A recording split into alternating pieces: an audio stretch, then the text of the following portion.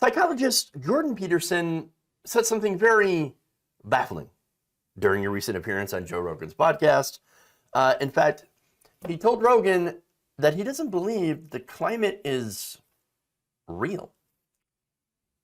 Hard to sort out. The climate change one is a weird one. So that well, one, that's because there's no such thing as climate, right? Climate and everything are the same word. And that's what bothers me about the climate change types. It's like, this is something that bothers me about it technically. It's like, well, climate is about everything. So, okay. But your models aren't based on everything. Your models are based on warming. A set number of variables. Yeah. So that means you've reduced the variables, which are everything, to that set. Well, how did you decide which set of variables to include in the equation if it's about everything? And that's not just a criticism. That's like, if it's about everything, your models aren't right. Because your models do not and cannot model everything. What do you mean by everything when you say? Now, Rogan continued to ask, well, what do you mean by everything? Here's what Peterson responded by saying, it says, well, that's what people who talk about the climate apocalypse claim in some sense. We have to change everything. The same with the word environment. That word means so much that it actually doesn't mean anything. Words don't mean anything, guys. Like when you say everything, like in a sense, that's meaningless. What's the difference between the environment and everything? Well, there's no difference. What's the difference between climate and everything? Well, there's no difference. To which Rogan asks, so this is a crisis of everything? Oh, sorry, that's what Peterson had asked rhetorically, and then said, it's like, no, it's not. Or if it is, if it really is, then we're done because we can't fix everything. And so, of course, the answer for them apparently is to do nothing. So now here's what Rogan finally responded to that, saying what they mean specifically is what human beings are doing that's causing the Earth to warm. That's what climate. He's actually right about that. So now here's the thing. I kind of figured this whole thing out. Okay. So what you just heard from Peterson is literal incoherent random. This is what a dumb person does when they want to sound smart. Now, look, I'm not saying Peterson isn't a learned person. Oh no, he's very well versed in literature. Again, he's a what is it, a psychotherapist or something? And so you have to be, or I'm sorry, a psychologist. Yeah, just because you have a formal education doesn't mean you're not a dumbass. It doesn't mean you can't be incredibly stupid or have very stupid opinions. And that's what that is. Again, this brings me back to the example of Ben Carson. Gifted neurosurgeon. Wow, brain surgery. Like you have to be very talented, very smart. Book smart in order to get through this. But then you talk to Ben Carson and he's a blithering moron. And he says all sorts of insane things. And so that's what I mean by this, right? So now, again, it's sort of the whole difference between knowing and understanding. Or maybe in the case of Jordan Peterson, just spending so much time sniffing your own farts. Because I can almost guarantee that Jordan Peterson is a guy who sniffs his own farts. I mean, I can't prove it. I can't disprove it either. You just can't. Fart sniffing aside, I'm onto something here because I believe that I've just realized why Joe Rogan interviews so many right-wingers. I mean, the answer that we so far believe that's like, oh, it's because Joe Rogan's a right-winger. Yes, certainly he's got right-wing tendencies, for sure. And he's also not the smartest guy, as I've said before. But I think the reason that he interviews so many people like Jordan Peterson or Dave Rubin is because they make Joe Rogan look smart. These people are way dumber than he is. Way dumber.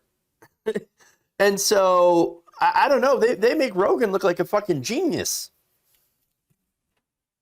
So, but no, let me get into the details here and kind of push back against some of the dumb stuff that he said. Oh, the climate, it doesn't actually mean anything. You know, words are essentially meaningless because they're talking about everything. No. We're not talking about everything. We're talking about what human beings have done to warm the earth. That's why they call it anthropogenic climate change. Because we're in the middle of the Anthropocene epoch. You know, the era of which humans have taken over and have done massive changes to the earth.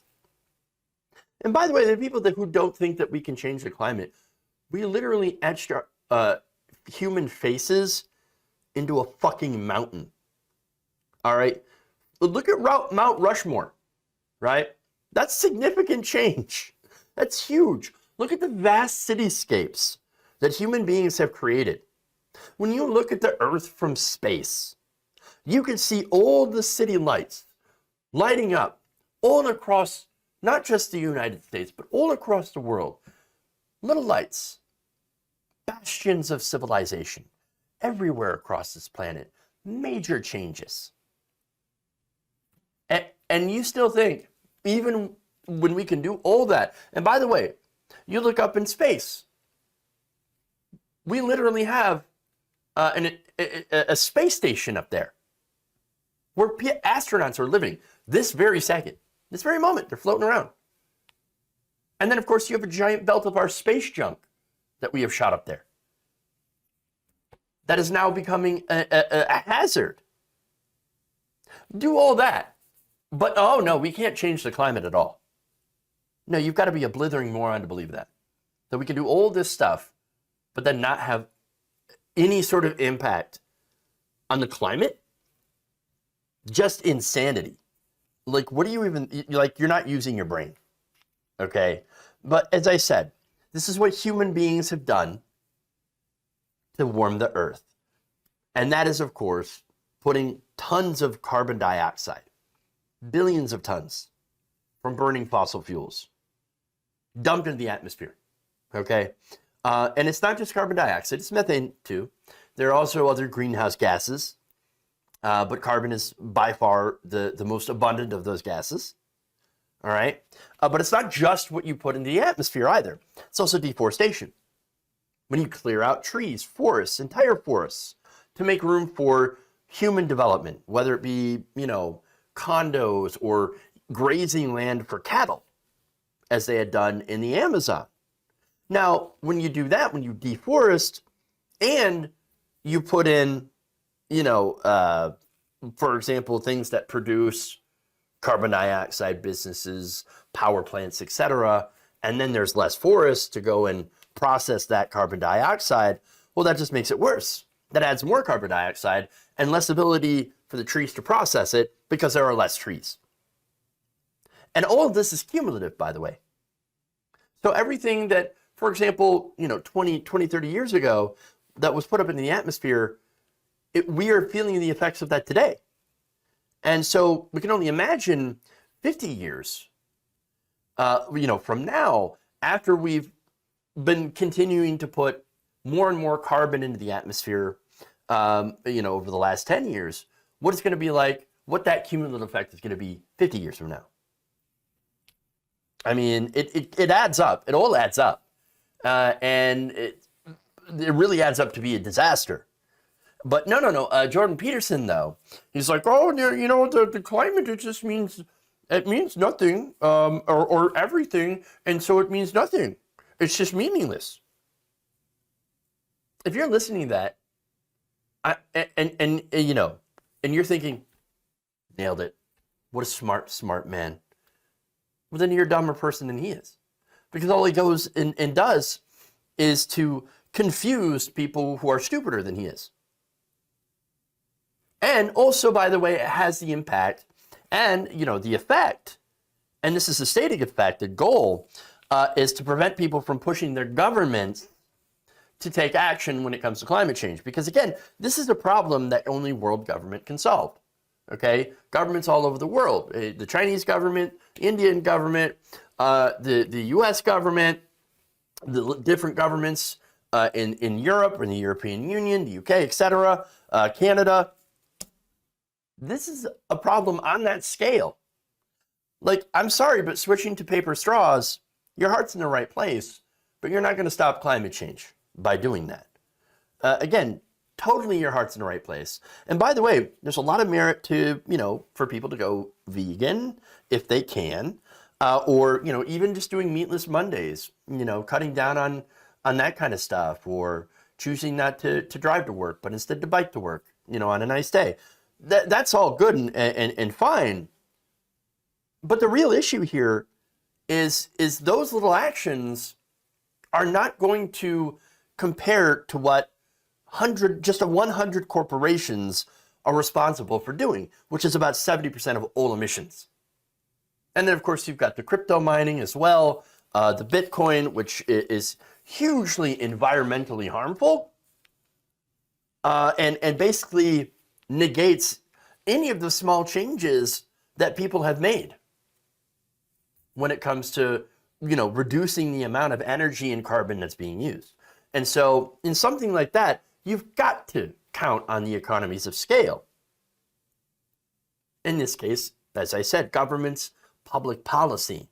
And again, unfortunately, if you have governments like in the United States that fight against things like public transportation, because you have the influence of the auto industry, renewable energy, because, again, the fossil fuel industry, regulation of power plant generation, because of the possible impacts that it could maybe limit revenue generation, on and on and on.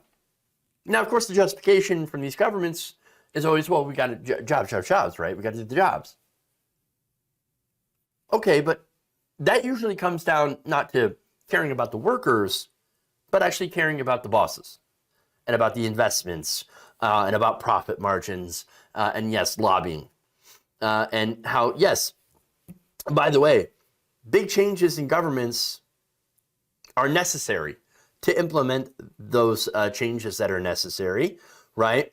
And that goes against everything people like Jordan Peterson stand for. And I don't know where Jordan Peterson gets his money. I don't know if he's funded by a think tank or if he really just is stupid, like a moron.